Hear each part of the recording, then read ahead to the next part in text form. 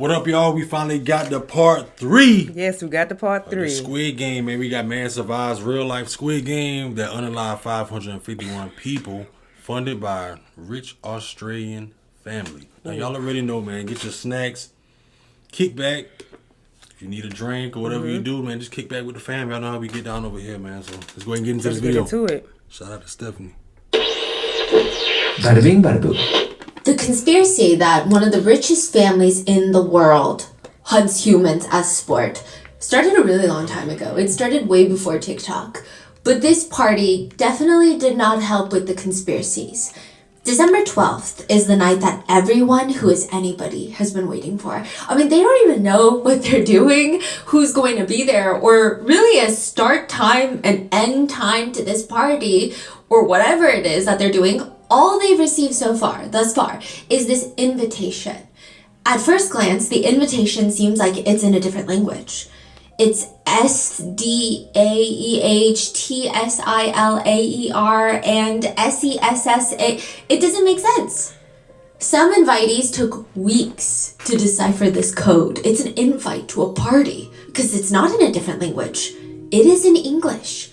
You just have to hold up the invitation in front of a mirror, and the reflection will tell you about it. It says, black tie, long dresses, and surrealist heads. People spend weeks having the top designers handcraft surrealist heads and masks for this gathering because it's a party that you have to wear masks. And it's not every day that a Rothschild invites you to a party. Side note, the Rothschilds were one of the wealthiest families in the world. At their height, calculated with inflation, some estimates put their net family worth around $1.4 trillion. Wow. Yeah. They're still all very wealthy, but there's probably hundreds and hundreds of Rothschild descendants. Their wealth is much more scattered and spread across, with only a handful, just a mere handful, being billionaires still. But back then, they were likely the single most influential, wealthiest family in the entire world. If they tell you to jump, it is probably in your best interest, perhaps even safety, to jump as high as you can. If they tell you to wear black tie, long dresses, and surrealist mask heads, it is probably in your best interest to get the best surrealist mask head that you could possibly find, or get a top designer to create one. These invites are so coveted that another wealthy socialite at one point threatened to self-exit if she was not invited to the next party held by them. I don't know what the guests were expecting, but when they get to the chateau in France, I mean, it's hard to miss the house, by the way. 80 guest bedrooms, a library with over 80,000 books, with about 30 square kilometers of dense forest land surrounding this chateau, which that amount of land is about the size of a small city or a quarter of Manhattan, or maybe if you combine all 4 Disney theme parks, Magic Kingdom, Epcot, Hollywood Studios, Animal Kingdom, into one, that's how much forest they have. That's what I need. It's massive. It's isolated. It's outside of Paris. And the guests are coming in. Audrey Hepburn is there, wearing a bird cage filled with birds on her head. Another guest is just wearing a giant apple covering their entire face. Another guest has this giant mask. I'm sure everywhere they walk, they're just slapping people with this mask. And it's just giant cutouts of Mona Lisa with different expressions, different oogly eyes, staring at the guests, all chopped up everywhere. Then the hostess wore a giant stag's head, like a deer's head, with tears of diamonds streaming down the stag's face. Real diamonds. What the hell are those? In front of the main staircase are the waitstaff. They're dressed as cats. And they're all meowing and pawing at each other, purring and sleeping on the steps. And when you sit down at the dining table, the plates are covered in fur. Not like, oh, someone's cat put fur on my plate, but the entire plate is made out of fur. And on the table you see a taxidermy turtle. I mean, are we supposed to... I don't think you're supposed to eat the turtle. Then what are we supposed to... What's the real food here? The food is placed on a giant mannequin that is laying nude on a bed of roses. And the menu consists of slightly cannibalistic sounding titles such as Sirloin. Welcome to the surrealist ball held by the Rothschild. It has been decades since this now viral ball, but everyone still talks about it. Mainly because of the creepy pictures of the host and the hostess, the Rothschild couple that's hosting. They're standing there, black tie, event gown to the floor, hand in hand, just wearing giant masks. I just wish I could have known what was going through their minds and stuff during that time when they was doing that thing. Like, how were they feeling? Like, they probably don't feel like nothing. Are they like soulless people? I mean, but the mask thing, it like reminds me of the Squid Game, because in part of the Squid Game, I don't know who never seen it. I hope I don't ruin it for y'all, but in one part of the Squid Game, I know the first one, that the wealthy people come together and they put their masks on so people won't know who they are. That sounds like kind of like the Purge too. When the people was watching them do all the stuff and they was standing right. Man. Let's get back to this crazy, man. Gown to the floor, hand in hand, just wearing giant masks. It's very unsettling. So much so that netizens believe that after this little dinner, they were most likely hunting people in the dense woods, in the thick forest afterwards. That makes the most sense, does it not? They're hunting humans. There are 2 men in the forest. They have long rifles. They're looking through their scopes. You see that? Yeah, I do. I see it. They see a person in the middle of the woods. This is not in France. This is not connected to the Rothschild, at least not directly. This is in Ulsan, South Korea. And the 2 hunters see another person on the other side of the rifle, which is not alarming. It is the season for hunting for pheasants. But the intriguing thing is, it's not another hunter. Wait, look, there's more. There's more people. There's a lot of people. And then there's another one and another one. Seeing a few people in the middle of the woods at this time should not be the most alarming. But when you see nearly 100 people in the middle of the woods gathered, it's weird. It's intriguing. The hunters get closer. It looks like some sort of construction site. Maybe they're building out here. I mean, again, it's not too strange. This is a developing area. They're about to walk back when one of them stops. No, something's weird about this place. The next day, that man alone, one of the 2 hunters, comes back. This time, instead of a rifle, he starts bringing a telephoto lens and he's shooting pictures. If you look from afar, this feels like a regular construction site. It's very typical, but once you get closer, there's a dog. 13 dogs, German shepherds. They're not watching the woods though. So imagine a construction site and you see 13 dogs. Would they not be watching the woods for anyone coming, I don't know, to loot, to take stuff, to stop them from developing? I don't know. Right? You would expect that they're watching outside, but they're watching the construction workers. Why would they need to guard them? It doesn't make sense. The 13 German shepherds are all attached to some sort of human handler that is also holding a giant wooden club. Again, they're not watching the woods for intruders or anybody that's approaching. They are watching the construction members. The man with the camera waits until the sun sets and he starts taking photos of the guards, and the guards are tying everyone's ankles together.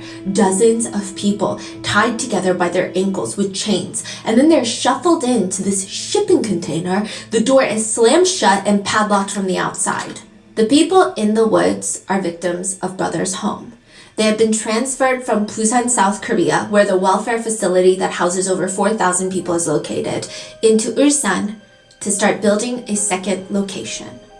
You're kidding me. The man with the camera, though, he's going to figure out who's behind all of this.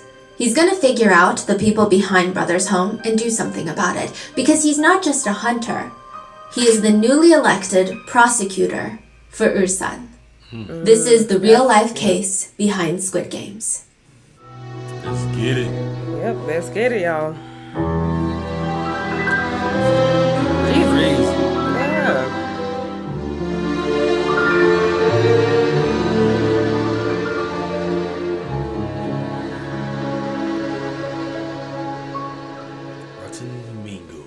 We would like to thank today's sponsors who have made it possible for Rotten Mango to directly support a survivor of today's episode. This episode's partnerships have also made it possible to support Rotten Mango's growing team, and we'd also like to thank you guys for your continued support as we work on our mission to be worthy advocates. As always, full show notes are available at RottenMangoPodcast.com. With that being said, today's case has mentions of internment, essay, trafficking, torture. Please take a break. This is a very heavy case. Another note, South Korea at the time that this took place was not a democracy. It was run by a dictator. So clearly times were different, but I don't know how different, because these things keep repeating in history, not just in South Korea, but everywhere. Additionally, our amazing Korean researchers and translators were able to travel out to some of the survivors in today's episode. They conducted interviews. They translated the survivor's book, The Surviving Child, written by Han Jung-sun. He's a huge part of the case. We will refer to him as Han, which he explains why he even wrote this book in the first place. He says, no media outlets try to directly talk to the welfare center victims. No one has listened to the victims' stories about what actually happened there. It seems like they didn't even want to try listening. So in the end, many citizens have no idea about the reality of what's happened. One last note, this is part 3 of the case. This is the final part. In part 1, we went through the torture games of the Brothers Welfare Center, which are very similar to Squid Game. In part 2, we did a deep dive on what they do with the 551 plus dead bodies that were at the facility, as well as some of the torture methods and what happens when you escape. And in this episode, we're going to go in depth on the wealthy benefactors of these games, the facility, if you will. So with that being said, let's get started. There's been a lot of recent conspiracy theories surrounding Squid Games, like how BTS's V is going to be in season 3 of Squid Games. That's a huge conspiracy. I guess theory, not a conspiracy. Or like how everyone is related. That the old man player 001 from season 1, the old man, could be the father of our main character, Ki-hoon, or as well as the father of the front man, the one that facilitates the games in the all-black guard suit. Crazy. So there's so many conspiracies of what if they're all connected. What if they are? There's also the conspiracy that the front man, he's infiltrated the games to just presumably teach the main character a lesson. That at the end of the day, all humans are the same. That if given the chance to do what the front man does, or the chance to be a VIP, they will choose to do that. Or a really crazy theory, that there's this old lady in the 2nd season. She joined the games because she needs to make money so that she can pay off her son's gambling debt. And her son is also in the games, right? That she might be the wife of the old man that started the games. There's so many conspiracies. There's a character in the game that happens to be heavily pregnant. Naturally, there's theories about her and her unborn baby. One, that perhaps the main character might have to sacrifice himself to save her and her unborn child, make sure that she's the last one standing. Or another conspiracy, that in the end, everyone must die, and the only thing in the corner that is surviving is that little baby. That she gives birth, and only one can survive, so she has to sacrifice herself so her baby lives on. So many. But a lot of the recent conspiracy theories have to do with the VIPs of the show. The premise of the show is that every year, hundreds of contestants that are riddled with debt are invited to have a chance to win tens of millions of dollars, typically around $40 million. And the catch is, once you enter the game, you're taken to a facility in the middle of nowhere with no escape, guarded by pink suit-wearing guards while you wear a green tracksuit, and you're forced to play and win childhood games, and if you lose the game, you die on the spot. But that prize money, the facility, the guards, they have to be funded somehow.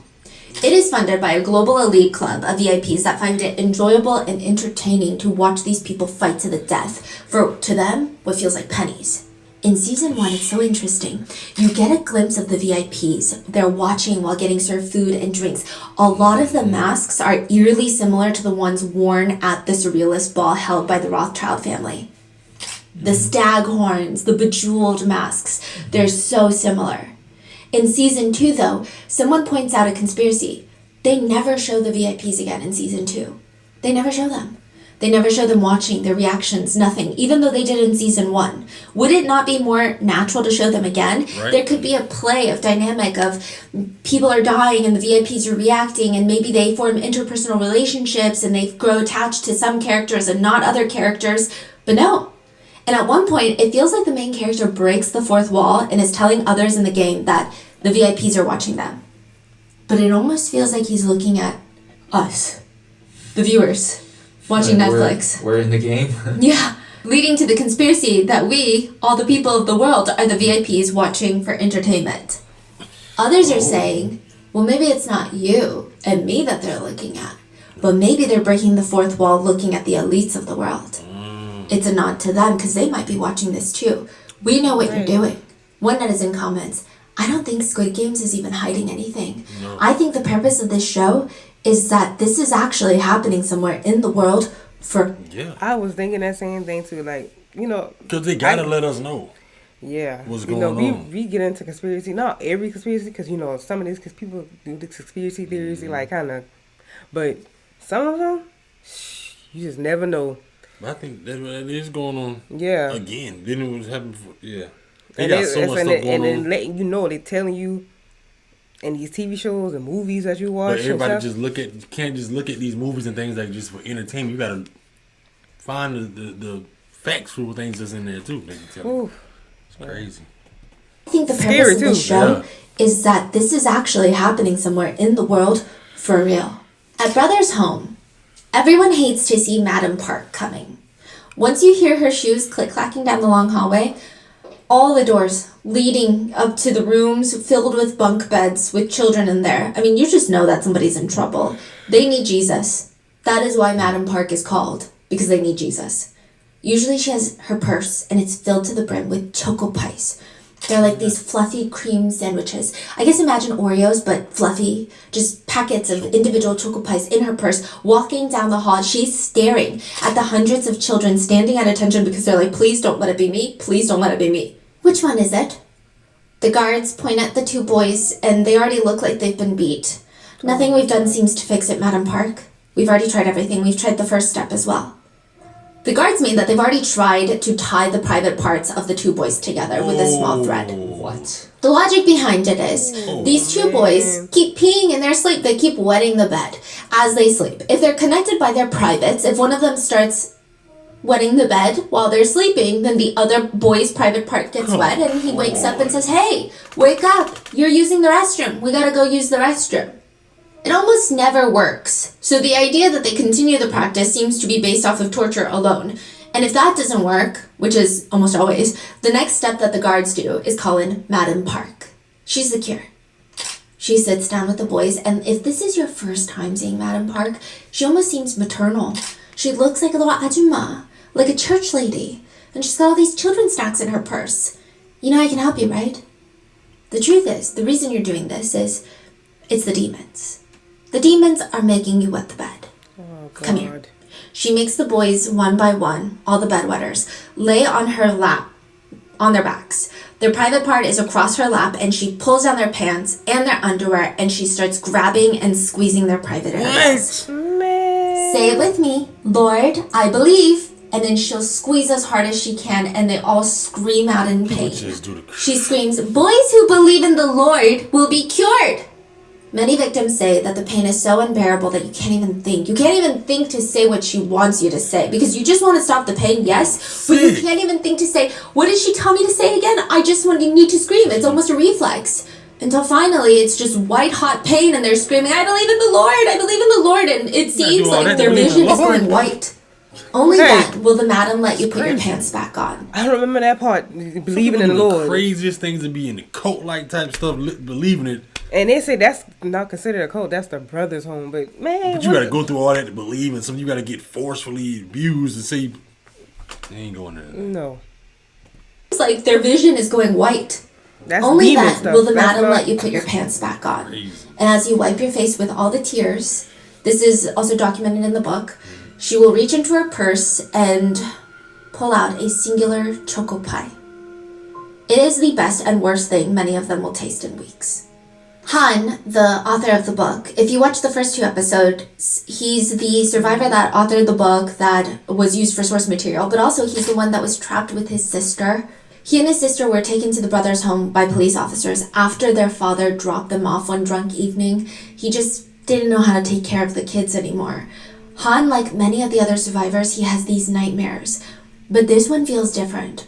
Like you're being watched. I mean, it's crazy how humans can feel the feeling of being stared at. Han opens his eyes, and right in front of his face are 2 floating eyeballs just glowing in the dark, unblinking. He jumps up out of bed, turns on the light, and it's his older sister, the one that was trapped with him at brother's home. I thought the older sister is in the other... Psych ward? Yeah. This is once they're out.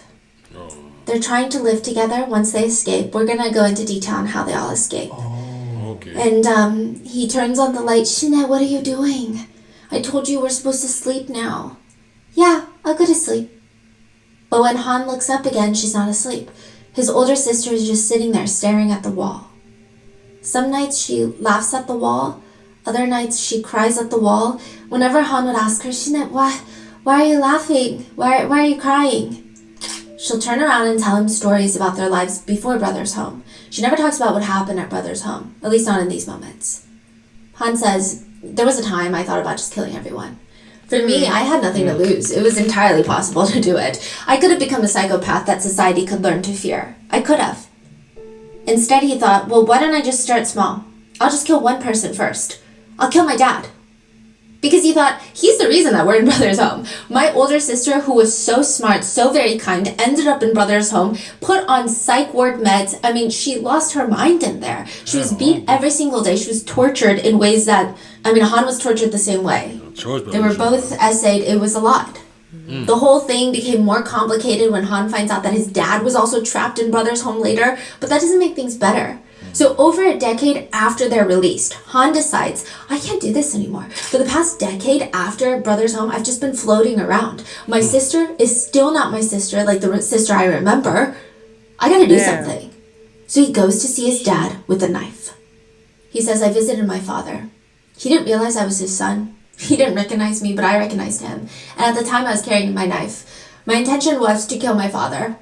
I asked him, do you remember sending your children to Brother's Welfare Center? He responded, I remember. I had no choice at the time. It was difficult. Again, his father does not recognize him. He asks, sir, what do you think Brother's home was like for your children? Do you think it was a nice place for your kids? Han said if his dad said anything along the lines of, I think it was okay. I think it wasn't the best, but it's okay. He would have killed them right then and there. He would have no second thoughts about it. His father opens his mouth, looks up at Han. That place was not a place for humans. They broke my ribs in there. I was beaten badly. I feel, and Han could see the guilt in his dad's face, and for a second Han is holding the knife in his pocket, but he thinks, what if I were my dad? Would I have done the same thing? What if I had no money? The government said, the Olympics are coming, we want to help clean up the streets. We'll take care of your kid. We'll feed your kid. We'll educate your kid for you. Your kid will be better off. Would I send my kid there? Maybe. It's the government. And they both stare at each other, and before Han asks, who do you think I am standing in front of you? I don't know, some government official? Are you here to monitor me or something? I'm your son. Han writes, my father's eyes suddenly lit up. He looked up at me for a moment and then suddenly lowered his eyes. After that, he didn't say another word for 3 years. I think he was tormented by guilt. Han tells his dad that he'll be back to see him. And since then, Han has visited his dad every single month in the psych ward. After being released, Han's dad has been left in the psych ward. And on Han's way out, he throws out his knife. After escaping Brother's home, the biggest memory Han has was being in Brother's home, and the words were just ringing in his head. He didn't even know what he was thinking about. It just kept saying, with a knife. He would wake up, and in his mind, it would just say, with a knife, with a knife, with a knife, with a knife. And he initially thought, once he gets out, okay, I'm going to kill everyone with a knife. Like, I've lost my mind in there. I'm going to turn into a psychopath so that people will listen to me, and I'm going to stab everybody with a knife. And then he thinks, no, I'm just going to kill my dad with a knife. That's what my brain was telling me to do. But now he realizes, with a knife, that feeling, I just want to carve out my painful memories with a knife in my head. He wishes he could just cleanly cut those memories from Brother's home and throw them away. And for 25 years, nothing happens until 2012. A man named Vincent steps into a taxi, a cab in Los Angeles. He offers the cab driver a very interesting proposal. Drive me around to 5 different stops and get paid $600. Max, the cab driver, he agrees because he doesn't know that Vincent is going to 5 different places to kill 5 different people. He's a hitman. Crazy. Are the people he's killing bad people? Are they good people? Vincent doesn't care. He doesn't know. He just kills them.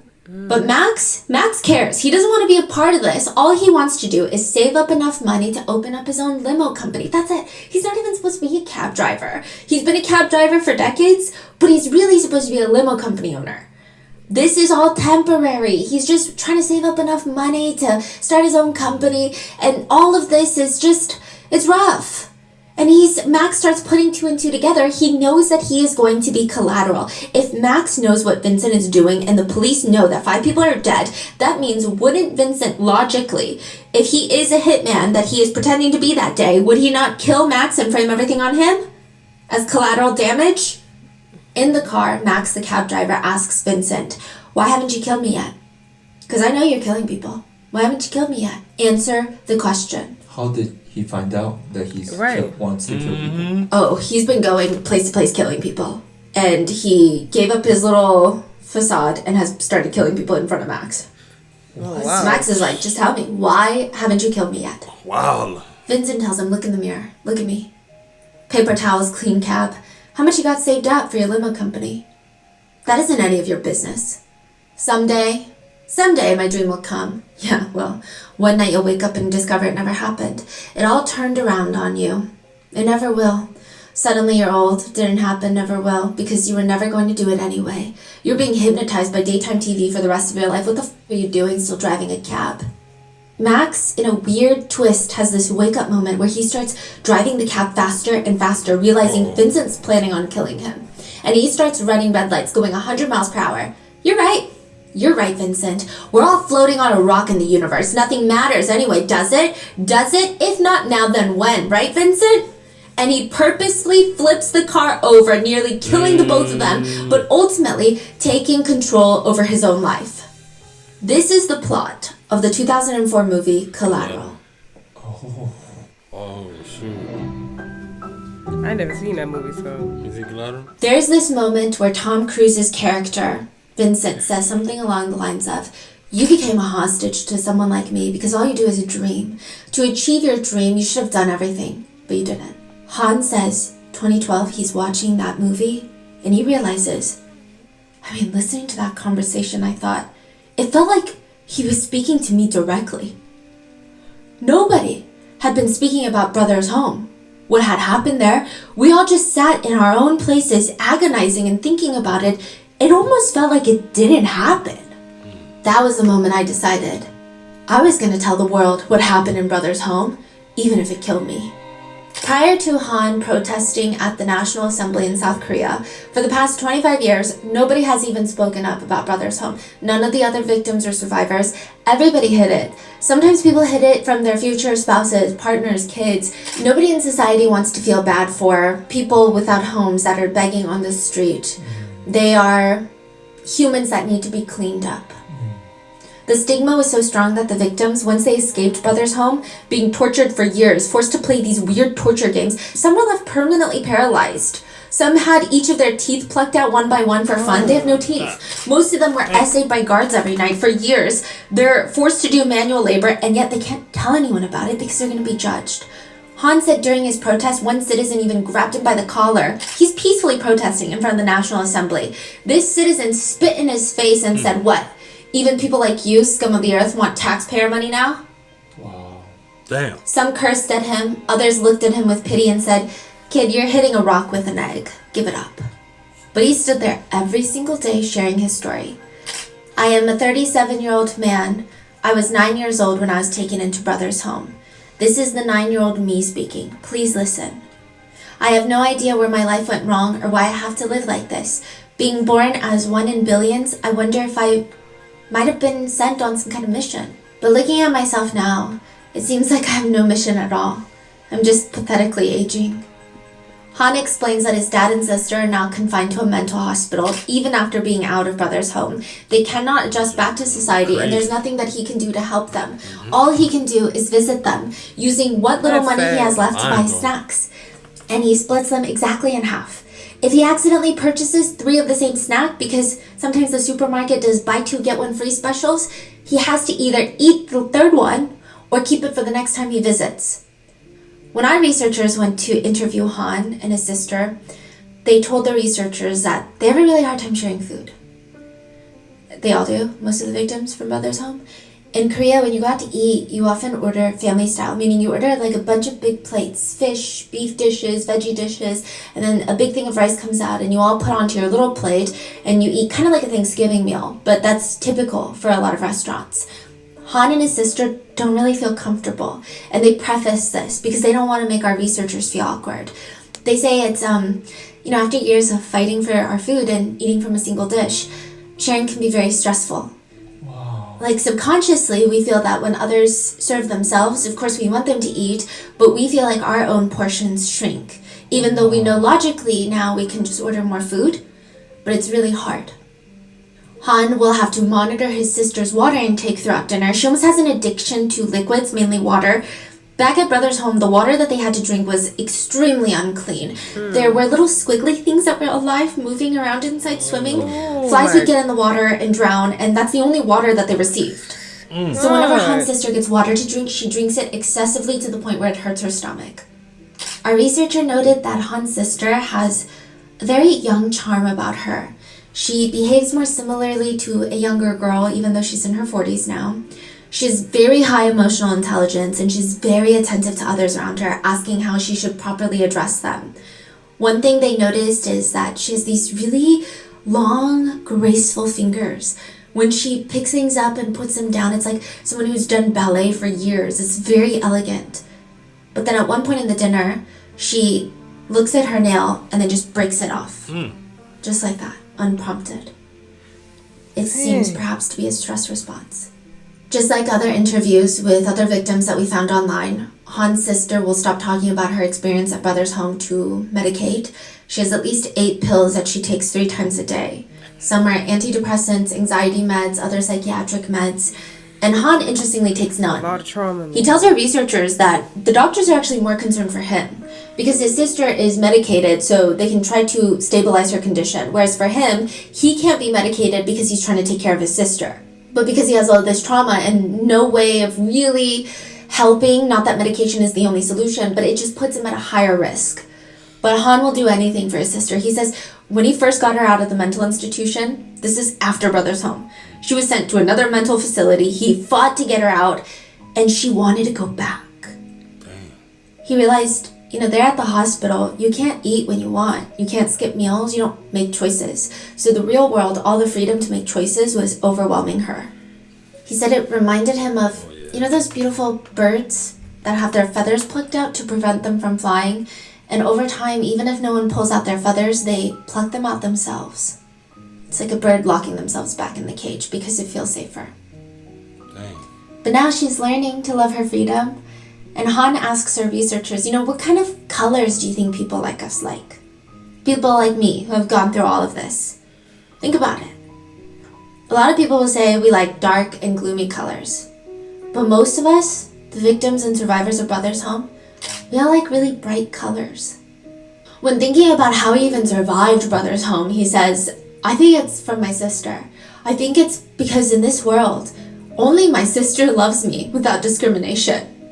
But still, how did they get out of Brother's home? Right. The prosecutor in the woods has pictures of what Brother's home is doing to their victims. In fact, he has multiple pictures. The ones that he took when he stumbled upon the construction site in the middle of the woods. This is a slam dunk case. Are you kidding? Chaining people by the ankles, throwing them into a warehouse, locking them up, padlocking it from the outside.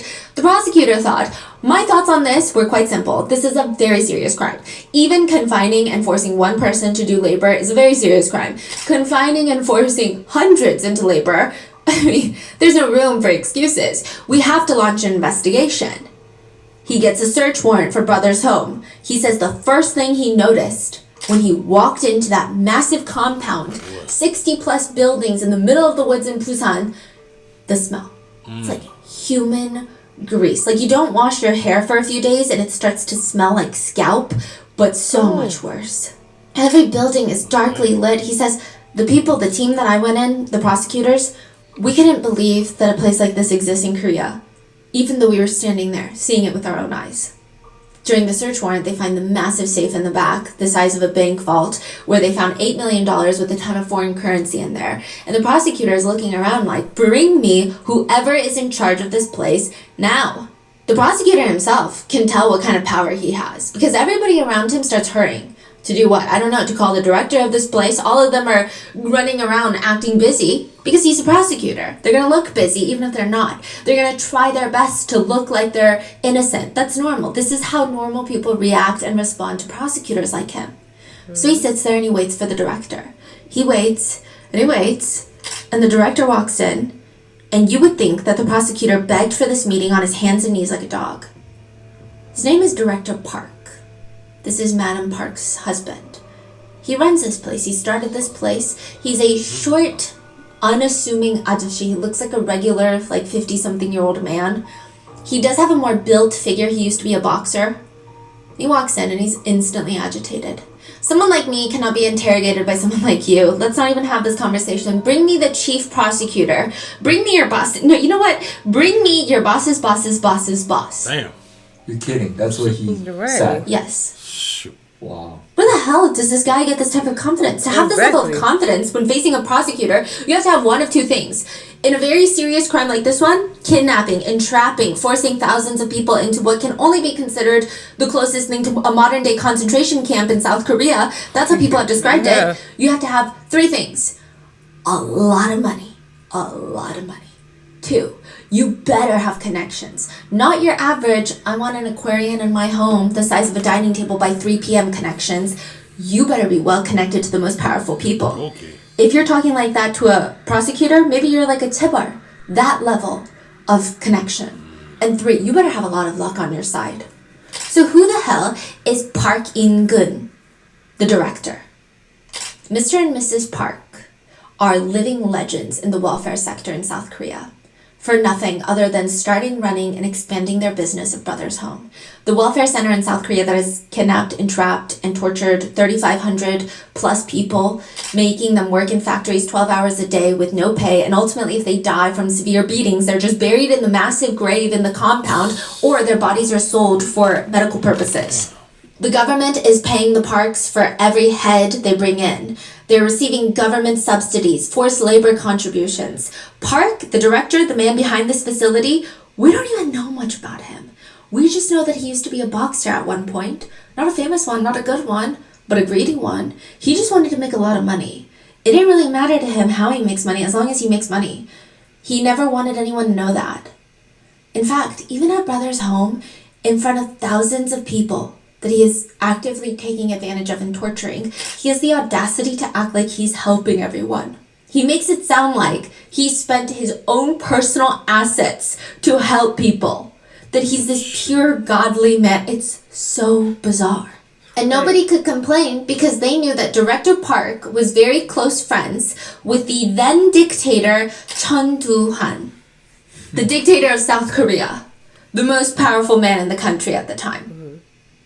What's their relationship? Is it just close? It seems like they're close friends now. He won multiple awards, and then I don't think they started off as friends. Mm-hmm. He started building Brothers Home, won an award, cozied up with the then dictator, and then they became friendly. Mm-hmm. The government would even help fund these vanity projects. The Director Park, would be the main character. So they would promote how great welfare centers in South Korea are, and there would be a narrator for this, honestly, propaganda film, and the narration would start. A blue fireball burns inside Director Park's chest. In the mental structure of vagrants, it seems that the concept or even the habit of law and order was not ingrained in them, even from birth. The welfare center houses vagrants and homeless people from 2 years old to 70 years old. The weird propaganda films would go on to state that this is a day in the life of our director. A vagrant holds a knife to the director's wife's neck and stages a hostage situation demanding... They're literally cosplaying this, acting this out for a propaganda film. Demanding to be let out of the facility. Director Park prays, Lord, what should I do? Should I let them kill my innocent wife, or should I give in to the evil vagrant's demands? The narration continues. The vagrant believes order is oppression, but how is that so? The vagrant repents his wrongdoings after Director Park persuades him and prays for him. Director Park has fixed the vagrant. Director Park has always firmly resolved to watch over the people until the very last person. The government funded these videos, and, they would have segments that even say, homeless people, people who have run away from home, beggars, all these people are being accepted at Brothers Home. The video even shows tours of the psych wards. Here, there are not only vagrants and children, there are psychiatric patients, mentally unstable patients, disabled people. In the cafeteria that we have here, there are 5 choices of side dishes that everyone can choose from. The video shows massive amounts of fresh food being dished onto everybody's plate, which you know is not true. We talked about this in part 2. Definitely not fresh. The truth is everybody is starving inside a brother's home. They're eating baby mice, sucking on pine cones, eating caterpillars to get nutrition. But this propaganda film is showing them eating like kings. And they show Director Park and his wife always eats meals with everyone at brother's home. One victim says, Director Park was as close to a monster as it gets. He really is a monster. Hardly anyone could even look him in the eye. You know how one word from the North Korean dictator, the whole country responds? It was exactly the same in Brother's home. One word from Director Park and everyone moves under his order. And it's interesting that the propaganda videos are very reminiscent of something North Korea would put out. But now he's been arrested. The doors to all the buildings in the massive compound are open. Sunshine is coming in and it's the best disinfectant. Victims are speaking with the prosecution. Director Park would say things like, you guys are all evil in society. Even if you were to catch diseases, skin diseases in here, you're not worth being treated. You are scum. You're making South Korea a worse place. They're telling the prosecutors everything.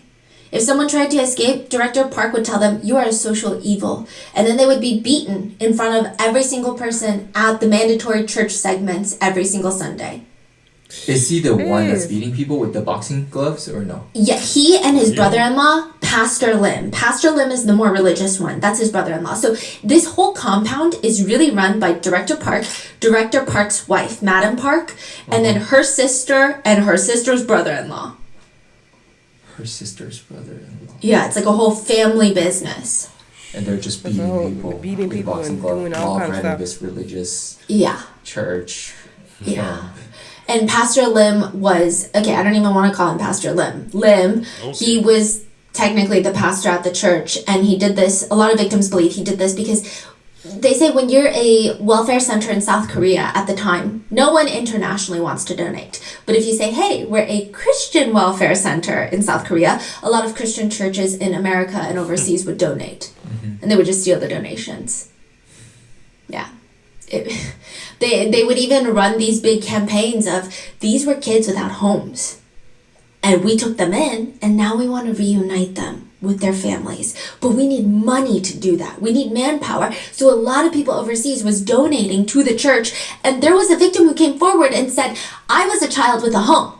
Parents and siblings. I just couldn't understand why I was there, why I was being trapped in this place and being robbed of a proper education.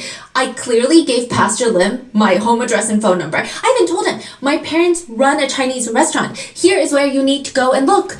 They took me to a different neighborhood, found a random Chinese restaurant, threw me in there and said, hey owner, is this your kid? The owners shook their head because obviously these are not my parents. No. Boy, that's but they took that as proof that I was not wanted by my family, so I needed to stay in brother's home. They documented this for people that were donating. As for embezzling, it's pretty clear that that is what they're doing.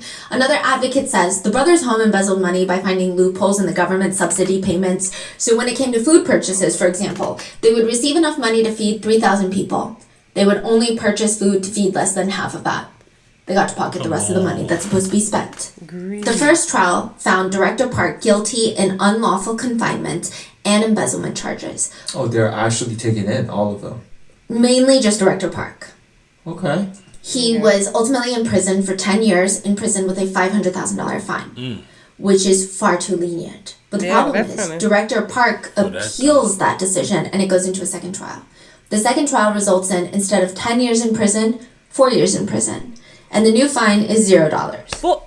The sentence is then reduced by more than half, and the fine vanishes. And just like that, 600 people died in Brother's home in 4 years. That's all he's getting? Yeah. But this 4 years 6 people don't die and no fine. Damn.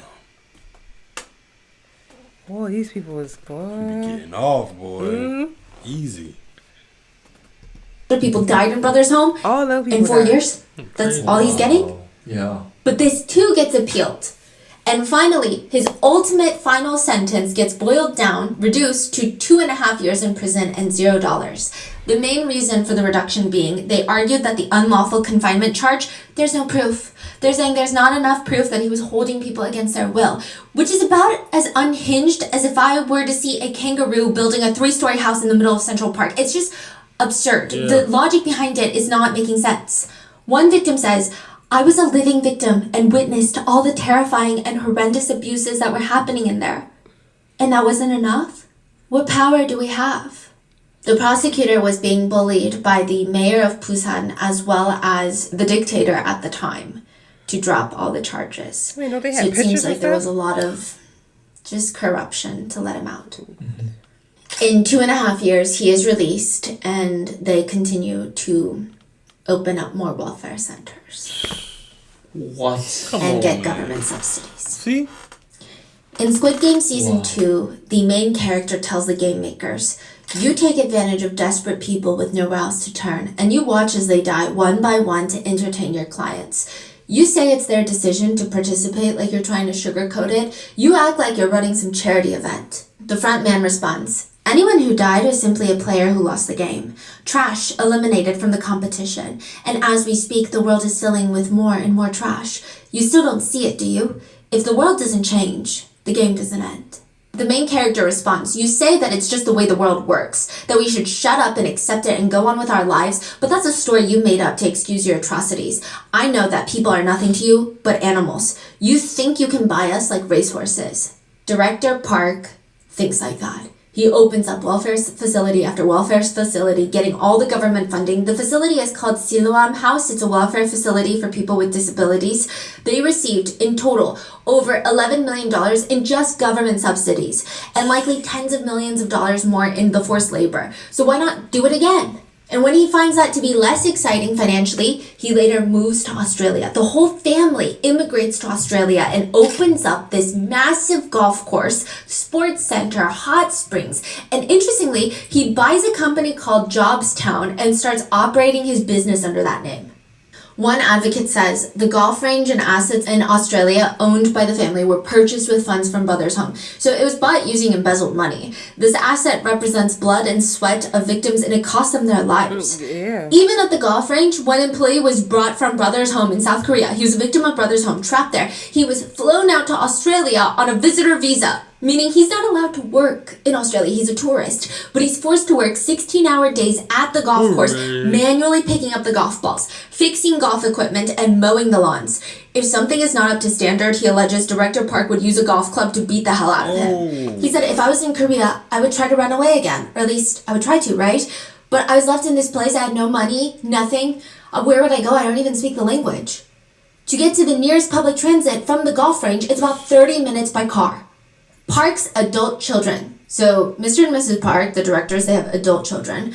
They would see him, Director Park, beating this employee at the golf range with a golf club, and they would never try to stop their dad. He says, as soon as they saw their dad get the golf club, they would just leave. They would get in the car and run away. In fact, Australian citizens saw this, that Park was hitting the employee. So this is clearly, Park thinks he can just get away with anything. That day, the lawnmower's tires kept falling off and he wasn't able to cut the grass that well that week. The grass had grown. The golf balls are practically hiding in the grass. He could barely find them. Park is pissed. He grabs a golf club in front of everybody at the golf course and just goes in on the employee. The police are called in Australia. They investigate and nothing. Everything goes back to normal. That employee was stuck there for 8 years. He said, I just curled up for about 30 minutes and I was unable to move. The youngest daughter, Park Chi-hee, is now the director of the golf range in Sydney.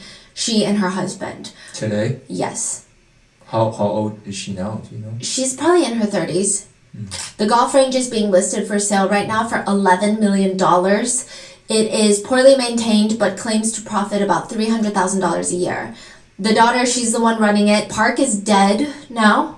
But she's posting about going on overseas vacations, international trips. She refuses to talk to reporters. Clearly, she knows what's going on. She knows what her parents have done. Her husband later tells her reporter, we're only obligated to answer questions in the court of law. So Park is dead. What about Mrs. Park? She's alive. Pastor Lim is alive, and they're all in Australia. They run a church Oh my.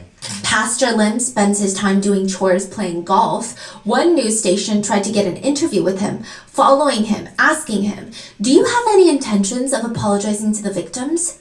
And he laughed and he said, "Apologize for what?" Wow. Apologize for the stuff that you did. Meanwhile, the victims, for them, they had been suffering for decades. Initially, they state the stigma of being a vagrant was worse than the stigma of being a victim. It would be the same as telling someone that you were abused in prison. The general sentiment, albeit wrong, the general sentiment from general society at the time is, "But you were in prison. What did you do to get into prison then?" Even when they were released from Brothers' Home, they would have nowhere to go. They were shipped off to other facilities or just thrown onto the streets. Han writes, "The welfare center closed. The young children were put on buses, transferred to other orphanages. The remaining adults were sent home.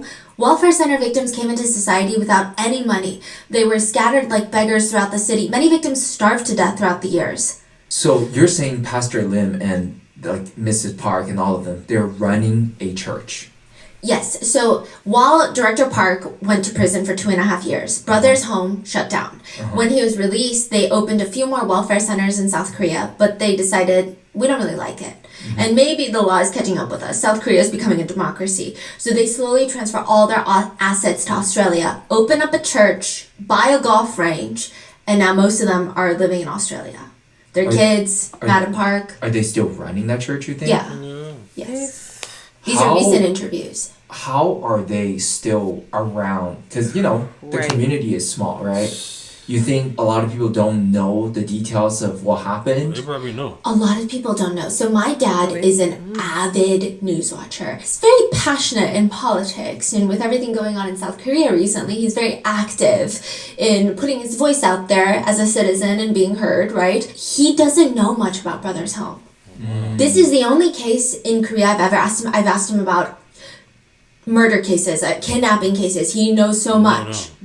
He's like, "Oh, I know it was a long time ago." Yeah, So everything was like kind of. It's very vague. It's like, Yeah, I think like lots of bad stuff happened for sure, but I don't really know what bad stuff. He doesn't even know the names of the people that ran it. Wow. So if they're Pastor Lin and them still around, then do we know what they look like? Like Yes. all of that? Okay, then Yes. they should be like held accountable. Yeah. People should at least know these are the people running your church. Yeah. Like this is your pastor. Right. The same person was like punching people. Like committing borderline war crimes. Yeah. Like, so many people died. Allegedly, yeah. Yeah. A lot of kids were just thrown into orphanages run by nuns, because Han was sent to this orphanage. The nuns, they were shocked. Kids were licking their dishes with their tongue like dogs because they had been lacking food for so long. Oh my God. And the nuns didn't know what to do. Han says it was rough because, we were children who had been beaten, tortured almost daily at the welfare center. When we came to live at the orphanage, there was no one beating us or giving harsh discipline. So we just started fighting each other. It's just, I think it's maybe the lack of resources that they had, all the torture. They're on edge. They have all this PTSD trauma. They don't know what to do. And so the nuns have a lot of trouble with them. Han says at the time, he was so stuck in the resolving all the conflict inside of him. But now in hindsight, he feels really bad for the nuns because they were just trying. But it must have been scary for them too. It was just an influx of kids coming in. It was a lot. The worst part is, right when Brothers' Home closed down and everybody was released, society did not welcome them. Society was warned, the pickpocketers are coming. The people that we didn't want to see, the scum of humans, they were locked up and now they're being released. And if you were trying to get a job and you said you were from Brothers' Home, they would not hire you. Han says no one in the world took interest in this issue. At the time, there was no voluntary civil society organizations for human rights, and because the words of the victims weren't covered in any media or news outlets, we couldn't receive any victim compensation. But also, we couldn't even just have people acknowledge what happened to us. Why must we live burying the truth like this? In Squid Game Season 2, Kyun, the main character, tells one of the game facilitators, "Someone like you don't get it. You couldn't know or understand how it felt, what it felt like to be in there, what we did to make it out of the games. You have no idea what it was like." Han writes, in the end, the director was sentenced to just over 2 years in prison for embezzling public funds and violating foreign exchange laws, which has nothing to do with human rights violations, and the case was concluded inconclusively. There is meaning in human death, is there not? For us Brothers Home victims, there was no reason for our deaths, our disabilities. Only we were just left with stigma. We were all in there, dying like dogs. One victim who was released and went on to have her own children states, I can't even sleep without the TV on because the silence is too much. Even if I do fall asleep, I start panicking because the TV is on. And I'm asleep. What if someone takes my daughters? Who's going to make sure that they're not taken to a place like Brothers Home? I have all these thoughts every time I fall asleep. Another victim states, I didn't even get to graduate from elementary school, so when my son asks me about homework, I can't even help him. It's humiliating. I'm always scared someone's going to find out, and even now, I'm always trying to hide this from everyone, and it's just humiliating. Park Soon-hee, she was taken in when she was 10. All she did was wait for her older brother at Busan train station. She was going to go stay with him, but the police came and offered to help her find him. She's thrown into the van, her ponytail is cut off, she's forced to change into a blue tracksuit. She says the trauma and stigma of those 6 years will stay with me until the day that I die. She says the biggest memory that she has until this day is, one winter, a lady with disabilities wet her pants. The guards grabbed her by the hair and dragged her to the toilet.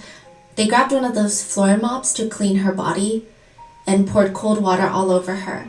And when I think about that now, I think, had I been a bit more mature, I may have been able to protect her. I know logically speaking, I probably couldn't have really been able to protect her, but all I did was watch. And that still hurts me so much. We were children with a bright future, but they threw that away. They trampled on our futures. 보호해줄 수 있었을 건데 그게 못했던 게 지금 제일 가슴 아파. After escaping, she gave birth to a baby girl. She was not released, she escaped. She had been brutally assaied by a guard, and she gave birth at 17 to the guard's baby. Her mother forced her to give the baby away for adoption. Soon after that, her father passed away. She has children with her new husband, and they've been married for 21 years. He knows all about her past. He's the only one that knows, and it's still not easy. She says, I've never left my children alone with anyone, not even once. I didn't even let my own husband hold them until they were over a year old because, they're his own children, but they're girls, and my trauma was so severe from Brothers Home. Even now, I can't sleep with the door closed because I actually had him take off the door to our bedroom. If the door is closed, it feels like someone is guarding it. Even though it's bright outside, I have to keep the curtains completely open when we sleep. I can't have them closed. If I'm out in society and something reminds me of Brothers Home, I come home as quickly as I can, and I have to take a shot of alcohol from the fridge, and then I can't do anything the rest of the day. She joined a victims group to talk about what she had been through, and there was this one guard. She tried to convince him to come. That guard was a victim, then was promoted to a guard and started inflicting torture and damage to the other victims. Wow. And she tried to convince him to atone for his sins because that's how he can also get over it. And I think a lot of the victims, they hated the guards, but to a degree they understood what position they were in. I'm sure some guards were just evil for the pure sake of being evil, but some guards were sympathetic to the others. She says he had cancer. I said it would be nice for you to just come to the victims meeting just once before dying and just apologize. He said he would come, but 2 days later he called and said he couldn't do it. A little while later, I got a random call stating the guard had died and they needed me to ID the body. He had deleted all the phone contacts except for my phone number from his phone. I don't know why I did that. When I went to the mortuary and lifted the white cloth, I should have cried because he's dead, but not even a single tear would come out. I said, "Brother, this is your karma." Even though he was a victim too, he tortured us as well. Then I went to his house to get photos for his funeral, and the moment I opened his door, I was shocked. All of his objects were neatly arranged. It's what I do at home too. I line them up in order at perfect angles. I think it's part of our trauma because we had to go through inspections at Brothers Home. Everything had to be neatly arranged, lined up in order at perfect angles. Even his blanket was folded, military style with sharp corners. Seeing that made me shudder. She says for her death, she's been thinking a lot about it too. Her only wish is, even if I die tomorrow, I have today. My wish is that we all find a way to live peacefully, even just for one day. Right. Victims. Choi, he is the one that was accused of stealing bread from the first episode. He said once he and his brother got out, he was trapped in there with his brother. His brother came later, separately. He said he had such a hard time adjusting back to society, but his brother had it worse. October 2009, 23 years after they were released, he gets a call and Choi's brother had self-exited. He says, I went to his house at 11 in the morning and I begged and I held him for hours. I told him, I'm sorry, I wasn't able to protect you. 국가뿐만 아니고 거기 운영했던 박인근이라든지 이명수 목사라든지 거기에 사회인들이 모두가 다 죄를 받아야 될 겁니다. The past stepbrother's home has totally torn us apart, our whole family, and cut off our futures. Why? Why did they have to destroy my family like this? Everything I dreamed of was destroyed. By the time I was 27, 28, my teeth were falling out. By my early 30s, they were all gone. From then on, I lived with dentures. I couldn't even properly function in society. Now he and most of the victims and survivors cannot live without blood pressure medication, antidepressants, anti-anxiety meds, diabetes medications. They have so many health complications. And the worst part is, sometimes the victims would naturally, understandably, feel resentment towards their parents instead of the facility. One victim states, the police put us in there, but at the time we couldn't even think of holding the state responsible. So we just resented our parents for, why didn't you come looking for us while we were in there? I couldn't even call my father for the longest time. Jung, his dad, the toilet paper salesman, Jung actually had a good relationship with his dad when he was taken into Brother's home. His dad looked for him everywhere, and he too was taken into Brother's home. He's the one that would stand in front of the bathroom door hoping for a portal to go back to his dad. When he was released, he was sent to another facility, and of course he just keeps trying to get out so he can find his dad. Ultimately, his father passes away within few months of leaving Brother's home. His father had found work immediately so he could try to find his son. He was a day laborer. He was found collapsed in a cold kitchen by himself. Jung remembers that day when he got that call. That day was really nice. He said it was so sunny outside. But all Jung could do was sit on the curb and cry for 3 hours. He said tears just kept flowing without any thoughts. I never got to see my father again. The last image of him is him in that blue tracksuit at Brother's home. If my father were here, I would tell him I love him. Han says, even though he escaped, they all escaped, he just feels lost in the world. That's the best way to describe what it feels like to be out of Brother's home. He wrote a poem about it, and it reads, cars driving on dark night roads. Where are those cars heading in this late night? Shining bright lights and speeding, driving cars. The destinations of those many cars must be the embrace of warm homes I have never experienced. He says, that's how I was abandoned by society and fell into a life of wandering. I wanted to live a normal person life, but society wouldn't accept me. I have no social experience. I was suddenly released into society from the welfare facility. I have nothing. No one ever taught me anything. I had no idea what I was supposed to do. I had only become an adult in appearance. That's it. He was sent to prison twice, in which one of the guards asked him, you seem like a nice kid, but why is your killing instinct so strong? Han said, what? You know, when people talk to each other, you're supposed to look at each other in the eye. I am, aren't I? I'm looking you in the eye. Yeah, I guess, but you have eyes like a wild animal. Like a beast that's been dragged somewhere foreign or just attacked. You say you're looking someone else in the eyes, but your eyes aren't eyes for conversation. You should try to fix it.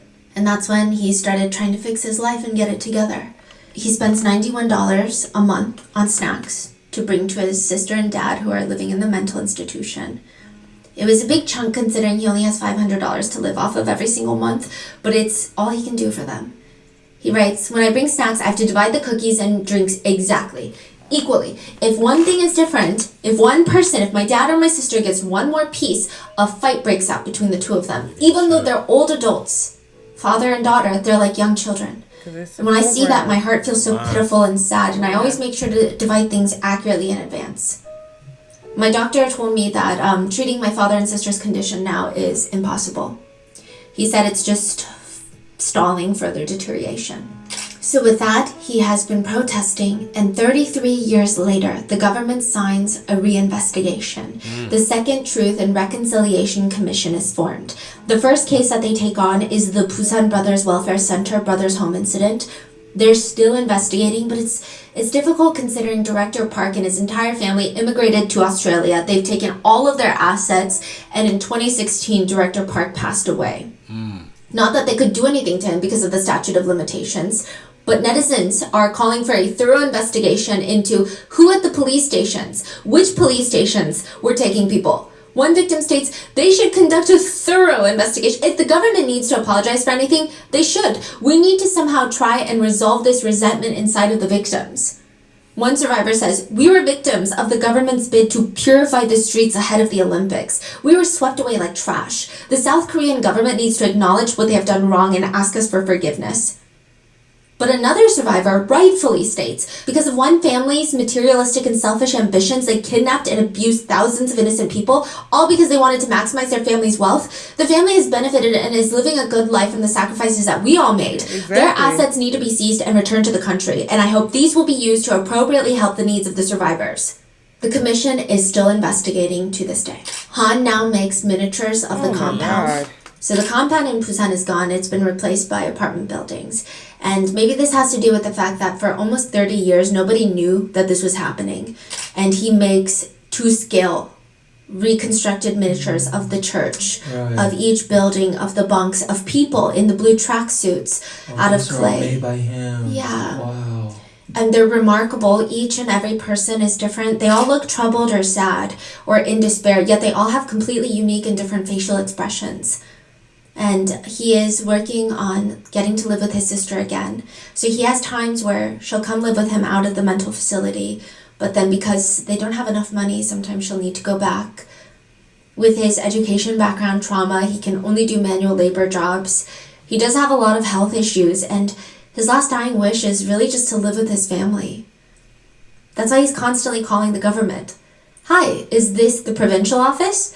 By any chance, are there any haunted houses or abandoned houses? My sister and father have been living in a hospital all their lives, but the hospital says they can't be fully cured, so I want to live in the countryside taking care of them in some sort of abandoned house. Is there anyone? They always say no. He says, my father and sister are watching me doing all of this, hoping, believing that someday their youngest will liberate them. It must be like how I waited for my father at the welfare center. But all I can do now is write about the painful past like this. Unfortunately, he will not be able to bring his dad home. Han's dad was confined in a mental hospital for the past 35 years and has passed away at 75, April 18th of 2022. Even after everything he's gone through, Han says, I know that bad thoughts bring bad energy. I believe this. Because even during welfare center life, I would invariably get beaten when I had bad thoughts. Maybe that's why I pride myself on trying to be positive and having a positive personality. What we victims probably want most is all the ordinary things that everyone else gets to enjoy. I think our greatest wish is to be ordinary again. So now he is just focusing on bringing his sister home. He says, if that day comes when I can say those words to my sister, although my sister's outward appearance may be that of a 40-something-year-old, the real 12-year-old sister of mine is hidden inside that body. She'll probably hug me, smiling, and say, I only waited a little bit. Don't worry. It was just a little while. So I wait for the day to come when I can carry my sister on my back the way she used to carry me on her back from school to home. One victim states, we were taken there for no reason. Now we're survivors that are living very difficult lives. I wish that there would be some sort of support. Honestly, that's just how I feel. Yeah. Han says the only reason he didn't kill everyone was because knowing that if I committed a crime in the moment of anger, the welfare center incident would be buried forever. I tried not to become a killer. I tried to make the welfare center incident known through various legal methods. So did it work? The director was released from prison and is now living large as a tremendously wealthy person without financial loss. Meanwhile, the victims are living with various after effects, worrying about their immediate livelihood. Some are still confined in mental hospitals and other facilities, and many have died. So wrong. He says, I absolutely did not want the life of the welfare center. Our family had to forcibly live a life that we never wanted. Our researchers asked Han, if you could go back to tell your younger self something, what would you say? He says, if I could go back and tell my younger self something was, you did okay. You did well. You endured it. When asked about his biggest regrets, he says, I would not say the things to my sister that the guards made me say. They made people lose hope, even in religion. Usually when people go to a place of worship, they feel hopeful that their God or deity will help them. At Brother's home, they would tell us to pray. Pray that your parents come to get you, otherwise you'll never get out. Han said that he did as instructed. He prayed for his dad. And he says, I regret it, because I felt the answer to my prayer was my father ending up in the same place as me, but as a prisoner. So I always felt like it was my fault. And he says that he has a message for our viewers. 시청자분들께서 이 형제 복종 사건을 접하면서 혹시 이게 너무 심각하게 여러분들이 상처가 되지 않았으면 좋겠고 앞으로 이런 일들이 없게끔 대한민국뿐만이 아니라 전 세계에 이런 일들이 발생하지 않도록 어떤 국가적 정책이 만들어질 때 정확하게 좀 분별력 있게 파악하고 That's true. When policies and things are changing and stuff, make sure you get involved and see what's going on. That's the same thing with the laws. Laws are being changed every single day, but we so distracted in this and that instead of paying attention to what's going on. Then when something happens, you don't know. You don't know, right? You won't be surprised. You Like, won't be I didn't know surprised. that happened. Jail time, yeah. Yeah. You saying was right though. 국가적 정책이 만들어질 때 정확하게 좀 분별력 있게 파악하고 지지할 건 지지하고 안 될 거는 아니다라고 목소리를 내주셔야지 우리 가족 같은 사태가 또 안 만들어질 거라고 저는 보고 있습니다. Han writes, people will find false comfort looking at incidents, thinking, well, such things won't happen again in the future, right? If the same situation happens again, though, what are you going to say? It could be you then, or it could be your loved ones. Will you then care and reveal the damage when that time comes? Han has a beautiful poem that reads, "The life given to me, someone trampled from the beginning. I want to get up, but I can't. Every time I try to stand up with courage, it presses down on me. I try shouting, 'Why are you doing this to me?' No one hears, no one tries to listen, no one tries to look at the trampled life." It is beautifully accurate and tragic, and that is the case of Brothers Home. Leave your thoughts in the comments, stay safe, and I will see you in the next one. Oh, that was crazy. That case was something. Oh, Serious and just yeah. the mental trauma and stuff that you have. Had to go through and still going through it. Like I can't even fathom me either. that kind of stuff that he was going through every single day, all day, night. For a long time, for years. I guess I can't even And fathom. then the other half is living life and get the routine as wealth and just like nothing ever happened. Acting Just like sweeping nothing, under the rug. sweeping it under the rug, and Yeah. then people come confront, the other people about it. Then they like, "Why are you going to apologize?" No, like, man, that's not fair. And that's not right. For real. Y'all, we want to know y'all thoughts. We want to know y'all thoughts, how y'all feel about this right here, this video right here, this incident. This is part 3. And you just never know, You like, just never know. like what's really like going on right now. That could be Somewhere, somewhere like that too, and we don't know. and we don't know nothing about it. And I'm sure it most likely is going on somewhere. Other things worse going on too right now as we all watching this and talking about this right now, man. But like I said, I want to know y'all. We want to know your thoughts down below in the comment section. Make sure y'all give it a thumbs up. Let's get this video to 300 likes. Let's get 300 likes. likes. This is part 3. Part 3. We did it. Yeah. So And we 300 likes learned so other something. people can, not saying this 300 likes for the video, 300 likes so other people, so the video can push out to other people. So like a case of like nobody never seen this video before, or they can go to Rotten Mango page and look at other more cases too. Check out other cases and things like that. So, and get our community, get us big over here, bigger family. Right. So that all helps out with the likes and thumbs up on the video. So we love y'all. Appreciate all the support. Make sure y'all check out the other videos right here, the part 1 and part 2. We catch y'all next video. Catch y'all next one.